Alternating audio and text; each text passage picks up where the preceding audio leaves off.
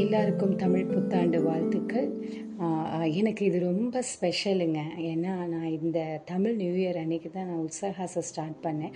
2020ல் அந்த idea create ஆச்சுன்னு சொன்னேன். 2 இயர்ஸ் ஆர்என்டிஏ பண்ணிகிட்ருந்தேன். ஸோ 2023 ஆன்வர்ட்ஸ் வந்து உற்சாகாஸ் வந்து கொஞ்சம் கொஞ்சமாக எல்லாருக்கும் ரீச் அவுட் ஆச்சு. இன்றைக்கி இத்தனை கஸ்டமர்ஸோட நம்பிக்கை பாத்திரமாக இன்றைக்கி உற்சாகாஸ் இருக்குங்கிறதுல எனக்கு மிகப்பெரிய சந்தோஷம். ஸோ என்னோடய கஸ்டமர்ஸ் எல்லாருக்கும் நான் சப்போர்ட் பண்ணிகிட்ருக்கிற எல்லாருக்கும் நான் வந்து ரொம்ப நன்றி தெரிவிச்சுக்கிறேன்.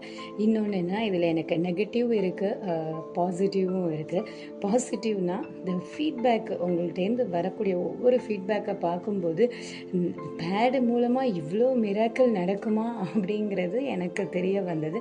நான் நினைக்காததெல்லாம் எனக்கு ஒவ்வொருத்தர் சொல்லும்போது அவ்வளோ சந்தோஷமாக இருந்தது.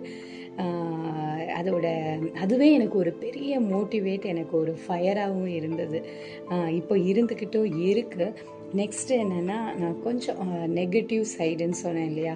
ஸோ நான் நிறைய பிஸ்னஸ் இதில் இருக்கும். அப்போது சில பேர் அதை பற்றி பேசும்போது என்கிட்ட பேசுகிறதுக்கு சங்கோஜப்படுவாங்க. ஸோ ஒரு சானிட்டரி பேடை வச்சுட்டு அவ்வளோ பெரிய பிஸ்னஸ் பீப்புளில் இருக்கும்போது இதோட விஷயம் வந்து யாரும் ஒரு பொருட்டாக எடுத்துக்க மாட்டாங்க. ஸோ அந்த நேரத்தில் நான் கொஞ்சம் மனசளவில் நான் ஃபீல் பண்ணுவேங்க.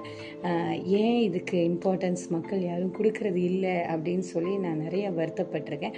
பட் இந்த விஷயம் புரியக்கூடிய காலம் கூடிய சீக்கிரம் வரும் அப்படிங்கிறத நான் ஆணித்தரமாக இன்றைக்கி வரைக்கும் நான் நம்பிக்கிட்டு இருக்கேன்.